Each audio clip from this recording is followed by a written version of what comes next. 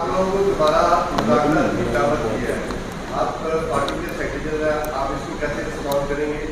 दूसरा, कल जब सुप्रीम कोर्ट की हियरिंग थी तो चीफ जस्टिस ने कहा था कि उनकी नज़र में इस वक्त सबसे ज़्यादा जो पिटीशन है वो इलेक्शन में बेज़ातियों के हवाले से 8 फरवरी की बात। आप क्या उनसे मुतालबा करेंगे कि वो उसको सुना जाए?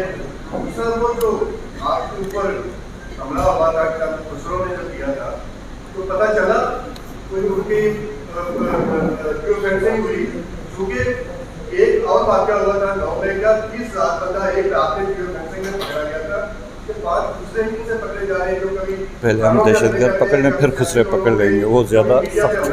वो कहते हैं जी पहले हमें दहशतगर्द पकड़ने दे फिर हम खुसरे पकड़ेंगे। हाँ, खुसरे ज़्यादा सख्त हैं। है ना सर, वो कहते हैं खुसरों को पकड़ना बड़ा मुश्किल काम है, लेकिन दहशतगर्द पकड़ लेंगे हम इसके बाद।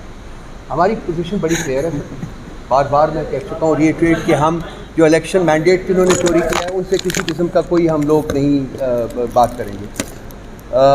महमूद खान अशरफ साहब जो कि हमारे पार्टनर भी हैं, अपनी एक पार्टी है उनकी, अच्छा वो जो पार्टी है वो एक पार्टी भी उनकी पार्टी भी है और हमारा जो कोalition है उसको लीड भी वो करते हैं। इन्होंने कहा था जी कि मैं उन लोगों से एंगेज करना चाहता हूँ, तो खान साहब ने कहा है कि जी बिल्कुल आप उनसे एंगेज करें, अपने तय अगर एंगेज करना चाहते हैं तो करें, और जब आप उनसे बात करेंगे तो हमारे डिमांड्स उन तक पहुँचा दीजिएगा। वो एक ही है कि हमारा मैंडेट जो है चुराए वो हमें वापस किया जाए और हमारे जो पोलिटिकल प्रिजनर्स हैं उनको रिलीज़ किया जाए। तो इसके ऊपर कोई अगर उनकी तरफ से प्रोडक्टिव कोई इनपुट आएगी तो हम आपसे बात करेंगे, ये हमारी है जी। बाकी आपने अपना जिक्र किया अपनी प्रेजेंटेशन में, उसका जिक्र किया जी 8 फरवरी के बारे में। अतर मिनल्ला साहब ने बार बार कहा है कि जी जो जिसे कहते हैं ना पिवट ऑफ द क्राइसिस, वो एप्लीकेशन है जो कि इलेक्शंस की है, और वो इलेक्शंस है तो वो बिल्कुल सुनी जानी चाहिए, उसको लगाएं। वो उन 3 एप्लीकेशन जिसका मैंने जिक्र किया है जिनको नहीं लगा रहे उनमें से एक एप्लीकेशन ले ली है, तो बिल्कुल सही कहा किया।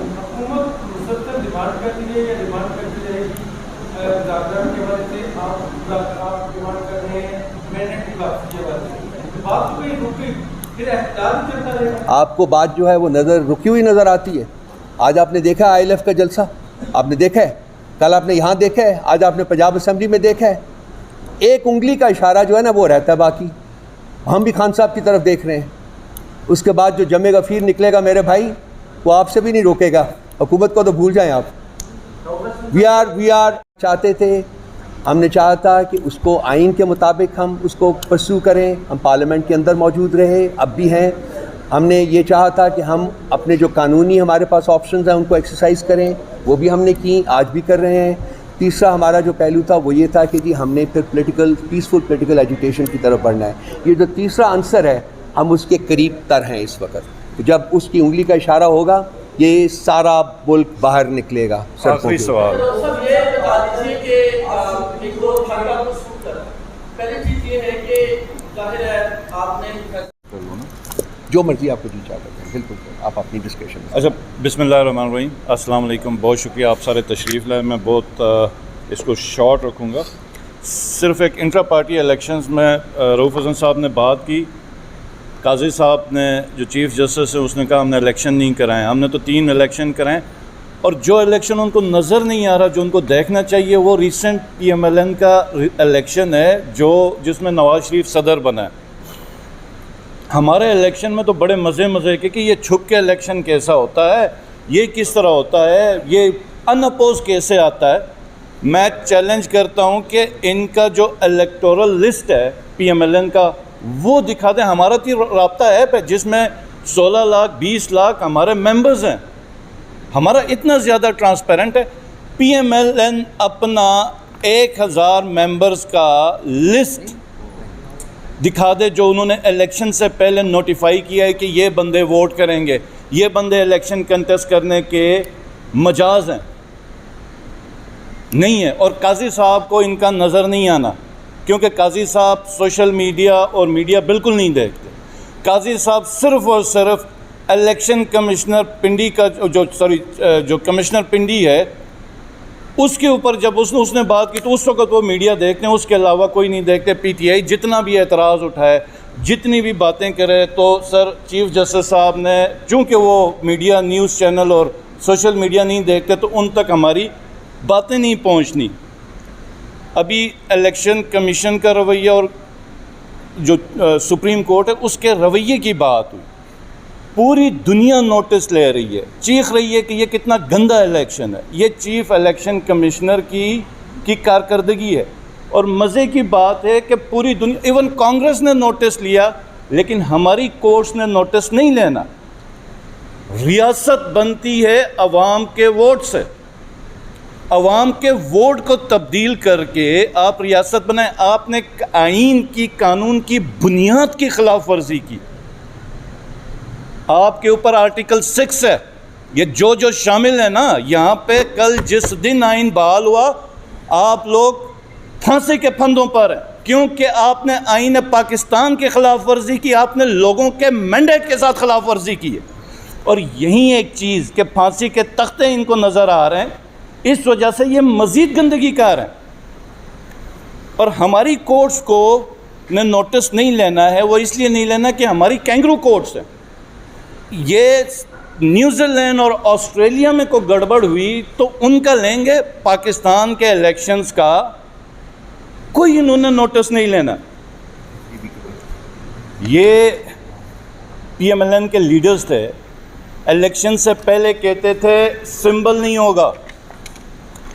अच्छा, ये मैं आपकी तवज्जो दोबारा दिला रहा हूँ इसके ऊपर कि पीटीआई नहीं होगी इलेक्शन में, बैलेट पेपर में इनको नज़र नहीं आ रहा था। ऐसे ऐसे नजूमी थे, बड़े बड़े मतलब टाउट्स, आपको याद होगा फैसल वाउडर की स्टेटमेंट्स हैं। इन्होंने अचानक एस्ट्रोनॉमी पढ़ना स्टार्ट की, एस्ट्रोलॉजी के ये बड़े माहिर बने। इन्होंने कहा जनाब बैलेट पेपर पे बैठ भी नहीं होगा, पीटीआई भी नहीं होगा, पाकिस्तान तहरीक इंसाफ का चेयरमैन जेल में होगा। और कोर्ट्स ने सब सच कर दिखाया, सब सच कर दिखाया। बंदियाल के दौर में इलेक्शन क्यों नहीं हो रहा था? बाद में जिस वक्त चीफ जस्टिस चेंज हुआ तो क्यों इलेक्शन हुए? क्योंकि सब किरदार, अब जो लंदन प्लान था उसके किरदार नंगे हो गए, एक्सपोज हो चुके हैं। कौन कौन लंदन प्लान के किरदार में शामिल था? छोटी सी मिसाल दे रहा हूँ कि मिलिट्री कोर्ट्स में काजी फाइज ईसा का फैसला है कि उसने टीटीपी के दहशतगर्दों को ट्रायल होने से इनकार किया। आज पीटीआई के वर्कर्स, सिविलियंस उसी की कोर्ट में वो केस नहीं सुन रहा, क्योंकि उसमें वो फैसले हैं। लेकिन दूसरे बेंचेस रख के ये फैसला दिलवाया गया, हाँ मिलिट्री ट्रायल्स सिविलियन के ऊपर जारी हैं। बाहर गर्मी है, मैं इसको शॉर्ट रख रहा हूँ जीबी के ऊपर। देखें जो रिजीम चेंज है ना, रिजीम चेंज तो एक पाकिस्तान फेडरल के, इसने बड़े बच्चे दिए। इसने एजेके में भी एक बच्चा दिया, इसने जीबी में भी एक बच्चा दिया। जीबी में 33 की असेंबली में 22 जो हैं वो पीटीआई के टिकट होल्डर्स हैं। 2/3 मेजॉरिटी है, 2/3 मेजॉरिटी। जिस वक्त ये लोग जा रहे होते हैं असेंबली में, 5 जुलाई को लास्ट ईयर असेंबली सील कर दी गई और एक ऑफिसर, ग्रेड 19 का एक ऑफिसर, नामालूमों का एक ऑफिसर हमारे मेंबर्स को कहता है कि अगर हुकूमत पीटीआई की बंद नहीं हो, हम इस असेंबली को 1 साल तक बंद करेंगे। ये स्टेटमेंट से मैं आपको ऑन रिकॉर्ड दे रहा हूँ। और फिर मेरे सामने मेंबर्स आ गए, जो आज का इंटीरियर मिनिस्टर बना हुआ और कुछ और मेंबर्स जो मिनिस्टर्स इस वक्त के रोए हैं मेरे सामने कि मेरे बच्चे इस्लामाबाद से भागने पे मजबूर हैं, बीवी बेटी की इज़्ज़त महफूज नहीं है। मुझे इधर हाथ रख के कहा हमसे नाराज़ नहीं होना, लेकिन हमारे बस में नहीं है। ये करके छोड़ के चले गए। उनके लिए सबको मैसेज है कि इमरान खान साहब ने और पार्टी के लीडर्स ने राजा ज़िक्रिया साहब को पार्लिमानी लीडर नॉमिनेट किया, और कोई और ग्रुप, कोई और फॉरवर्ड ब्लॉक वो काबिल कबूल नहीं होगा। वो पार्टी की हिदायत से बगावत और पार्टी के हिदायत के मुखालफत होगी, बरखिलाफ़ होगा, और चेयरमैन इमरान खान की हिदायत के बरखिलाफ़ होगा।